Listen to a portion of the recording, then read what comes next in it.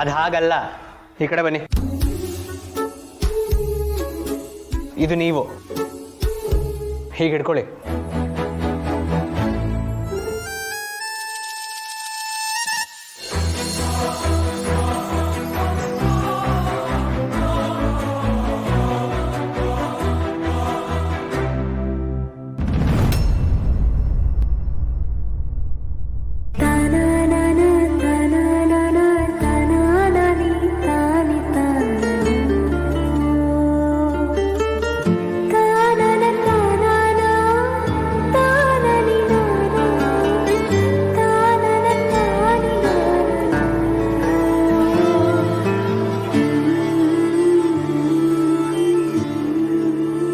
ಜೀವನದಲ್ಲೂ ಇಷ್ಟೇ ಅಭಿ, ನೀನು ಜಾರ್ ಬೀಳೋವಾಗ ಅಥವಾ ಎಡವು ಬೀಳೋವಾಗ ಕಾಪಾಡೋರು ಇವರಿಬ್ರೆ. ನೋಡಿ, ಡ್ಯಾನ್ಸ್ ಮಾಡಬೇಕು ಅಂದ್ರೆ ಮಾಡ್ತಿದ್ದೀನಿ, ಹೇಳ್ಕೊಡ್ಬೇಕು ಅಂದ್ರೆ ಹೇಳ್ಕೊಡ್ತಿದ್ದೀನಿ. ಅದನ್ನ ಬಿಟ್ಟು ಬೇರೆ ಮಾತು ಬೇಕಾಗಿಲ್ಲ. ಆಯ್ತಪ್ಪ ಅಣ್ಣ, ಬೀಳ್ತೀವಿ ಅನ್ನೋರ್ನ ಬೀಳಕ್ ಬಿಟ್ಬಿಡ್ಬೇಕು. ಎದ್ದು ಬಿದ್ದು ಅಭ್ಯಾಸ ಆದ್ರೇನೆ ಜೀವನದ ಅನುಭವ ಬರೋದು. ಮಹೇಶ್, ಈಗ ಮಾತು ಬೇಕಾ? ಅಭಿ ಬಾ, ನೀನು ಹೇಳ್ಕೊಡು.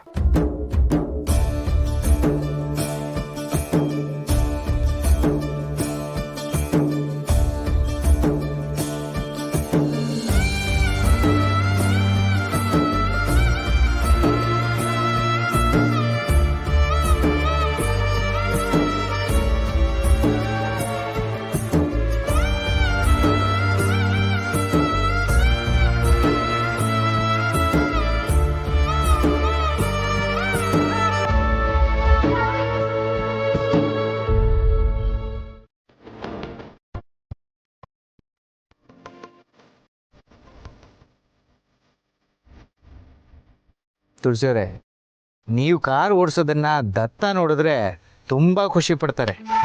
ನನ್ನ ಸೊಸೆ ಇಷ್ಟು ಚೆನ್ನಾಗಿ ಕಾರ್ ಓಡಿಸ್ತಾಳ ಅಂತ ಆಶ್ಚರ್ಯನೂ ಪಡ್ತಾರೆ. ಹಾಗೇನೂ ಇಲ್ಲ, ನಮ್ಮ ಮಾವನ್ಗೆ ಇದೆಲ್ಲ ದೊಡ್ಡ ವಿಷಯನೇ ಅಲ್ಲ. ಅವ್ರು ಈ ವಯಸ್ಸಲ್ಲೂ ಎಷ್ಟು ಲವಲವಿಕೆಯಿಂದ ಇರ್ತಾರೆ. ಅವ್ರೆದ್ರಿಗೆ ನಾನು ಈ ಕಾರ್ ಕಲ್ತಿರೋದು ಏನ್ ದೊಡ್ಡ ಸಾಧನೆನೇ ಅಲ್ಲ. ಅದು ನಿಜ. ನಾವು ಜೀವನನ ಎಷ್ಟು ಈಸಿಯಾಗಿ ತಗೋಬೇಕು, ಜೀವನದಲ್ಲಿ ಎಷ್ಟು ಆಕ್ಟಿವ್ ಆಗಿರ್ಬೇಕು ಅನ್ನೋದನ್ನ ನಾವು ದತ್ತನ್ ನೋಡಿ ಕಲಿಬೇಕು. ಈ ವಯಸ್ಸು ಅನ್ನೋ ನಂಬರ್ಗೆ ದತ್ತನ ಖುಷಿಯನ್ನ, ಅವರ ಹುರುಪನ್ನ ಕಮ್ಮಿ ಮಾಡೋಕ್ ಸಾಧ್ಯನೇ ಇಲ್ಲ. ಜೀವನನ ಪ್ರೀತಿಸೋರ್ಗೆ ವಯಸ್ಸು ಯಾವತ್ತೂ ಅಡ್ಡಿಪಡ್ಸಕ್ ಆಗೋದೇ ಇಲ್ಲ.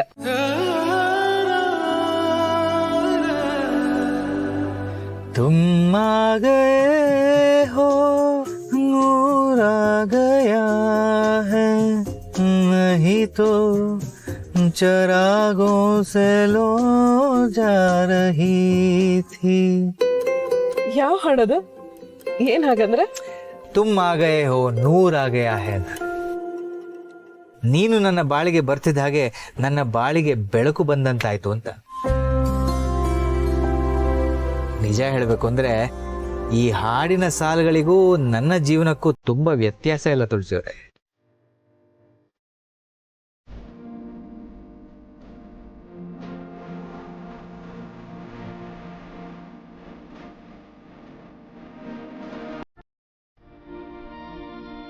ತುಳಸಿಯವರೇ, ಸ್ವಲ್ಪ ಅಲ್ಲಿ ನಿಲ್ಲಿಸ್ತೀರಾ? ನಾನು ಸ್ವೀಟ್ ಹಣ್ಣು ತಗೊಂಡ್ ಬರ್ತೀನಿ.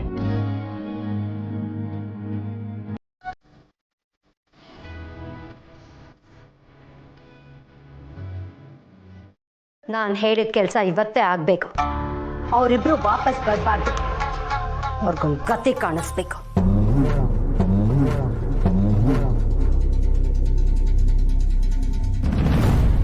ಯಾರು ನೀನು? ಯಾರು ಮಾತಾಡ್ತಿರೋದು? ನಮ್ಮ ಅಣ್ಣ ಅದಕ್ಕೆ ತಂಟೆಗೆ ಬಂದ್ರೆ ನಿಮ್ಮನ್ನ ಸುಮ್ಮನೆ ಬಿಡಲ್ಲ, ನಿಮ್ಮನ್ನೆಲ್ಲ ಕೊಂದು ಬಿಡ್ತೀನಿ. ಸರ್, ನೀವು ಯಾರ ಬಗ್ಗೆ ಹೇಳ್ತಿದ್ರೆ ಗೊತ್ತಾಗ್ತಿಲ್ಲ. ಆಫೀಸಲ್ಲಿ ಇಬ್ರು ಕ್ಲೀನರ್ಸು ಮೊಬೈಲ್ ಕದ್ದಿದ್ರು.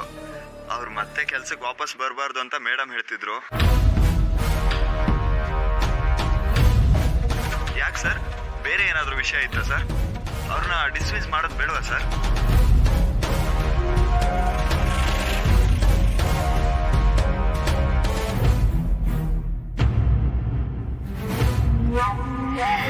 ಪಾಪ, ನಿಮ್ಮ ಪರಿಸ್ಥಿತಿ ನೋಡ್ತಿದ್ರೆ ಅಯ್ಯೋ ಪಾಪ ಅನಿಸ್ತಾ ಇದೆ. ನಾನು ತಪ್ಪು ಮಾಡ್ತೀನೋ ಇಲ್ವೋ ಗೊತ್ತಿಲ್ಲ, ಆದರೆ ನೀವಂತೂ ಅನುಮಾನದಲ್ಲಿ ಒದ್ದಾಡ್ತಿದ್ದೀರ. ಯಾಕ್ರಿ, ಇನ್ನೂ ನಿಮಗೆ ನನ್ನ ಮೇಲೆ ನಂಬಿಕೆ ಬಂದಿಲ್ವಾ?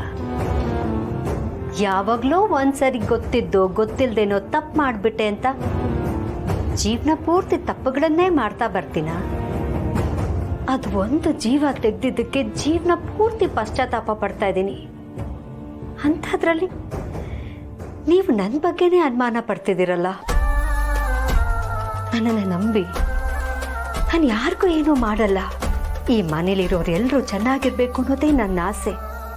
ಯಾಕೆಂದ್ರೆ ನಾನು ಈ ಮನೆಯೊಳೆ ತಾನೆ. ನನ್ನನ್ನು ನಂಬದೇ ಹೋದ್ರೆ ನೀವು ನರಕ ಅನುಭವಿಸ್ಬೇಕೇ ಹೊರತು ನನಗೇನು ನಷ್ಟ ಆಗಲ್ಲ. ಯಾಕೆಂದ್ರೆ ನಾನು ತುಂಬ ಬದಲಾಗಿದ್ದೀನಿ. ಈ ಮನೆಯವ್ರನ್ನ ಕಣ್ಣಲ್ಲಿ ಕಣ್ಣಿಟ್ಟು ನೋಡ್ಕೋತೀನಿ.